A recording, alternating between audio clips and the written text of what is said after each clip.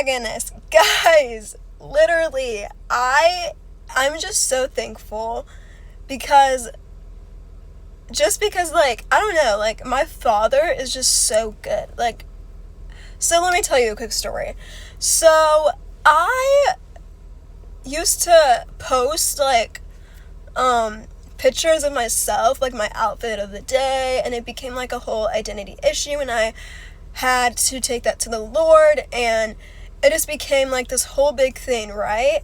And literally I was like so scared to get 1,000 followers, which I know it's so like, scary and like weird to say, but I was so scared to have 1,000 followers because I didn't know if I was going to change. And I said, okay, God, like, you obviously have this for a reason, and I'm grateful at the same time, but like, now what? What's the next step? And God has just been so faithful in that. Like, I can tell you he's been like so faithful to me in that. So here's something I want to tell you. Letting Jesus become the main platform of your account makes you think of yourself a lot differently. It's not about me. The end. It's about you, God. If they don't see me, then there's no point in posting because I want them to see you, God. I don't care about my views. I don't care about how many likes or comments I get or how many, oh my goodness, you look so pretty today. Like, I don't care because I have Jesus. And my life, I feel like, is supposed to be, I shouldn't say I feel like, I know my life is a reflection of who God is. So if I am drinking, and if I am smoking, vaping, if I am filling my mind with things that should not be filled with, then how are people going to see Jesus is a question, you know what I mean? And I'm not saying that if you are currently doing all those things that you are a sinner. I'm just saying that whatever is going on in your life, God can only fill that spot, and God can only bring peace to that. And he is the definition of peace. Like, peace is not the water in the ocean. In fact, it actually makes me so mad when people say that. It is not the water of the ocean. Peace is in Jesus. Peace is in Jesus. The end. There is no other way to find peace. Peace is in Jesus, okay? And I'm trying to say this into a loving way, because your life matters. I would hate for you to hear this and be like, I didn't understand a thing she said.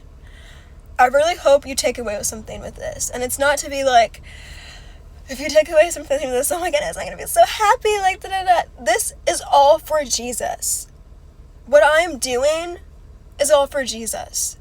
I will literally get kicked off of social media if that's what it takes.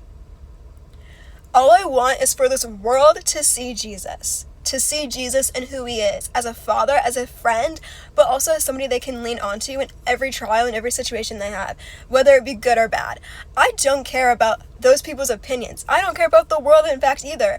What I care about is that people know who Jesus is, and at the end of the day, I feel like I accomplished something because I followed God's will. You know what I mean? Like, living for Jesus, it might seem easy, but in the real world, you face a lot of, what's the word? I'm trying to think of it. Sorry, I'm not really going to edit this video either, so you're going to have to deal with this raw. Living for Jesus might seem easy, but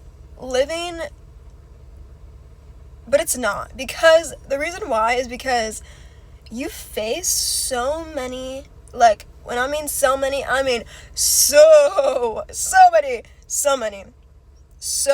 many.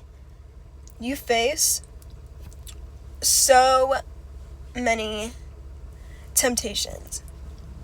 Well, what is a temptation? Well, let's just say you're used to hanging out with people who drink all the time or smoke all the time, right? And God finally is like, hey, you, my friend, my child, the one who I call loved, the one who I say is my child and I love so dearly much. I'm saying for you to step out of this group and to move to a different group. and then you get a message, hey, we're all gonna go have some drinks at the bar. Do you want to come? What is your option? What are you going to say? Are you going to say yes? Or are you going to say yes is what they're hoping, right? They're going to peer pressure you into saying yes, right? But being like Jesus would be like, hey, listen, I know I've drank with you so many times, and I know that I have fun, but right now I'm trying to focus on myself, and I'm trying to focus on what God has for me. I'm just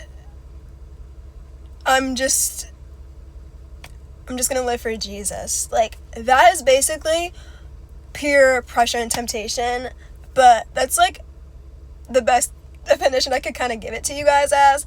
And so all of this to say is that you are so loved, and I don't care about what your story is. God knows you way better than I do, and he has a plan for you, and his plan is going to be perfect, and his will for your life is going to be so amazing and beautiful. Like, I really want people to see Jesus in you. That's my biggest prayer over you from this camera, is that you would know Jesus as your Lord and Savior, as your Father and friend, as somebody who does miracles, and you put your full faith in him, like a mustard seed. You put your full faith in him. Not half, not little, but your full faith in him. Anyways, I love you so much, and I pray that you could receive this well, and that whatever happens, you are not alone in that, and God sees you. And when you make a mistake and you do fall into temptation, it's not to be like, oh my word, I messed up, like God is going to frickin' get me now. No. When you make a mistake, just go back to God. Literally go back to him.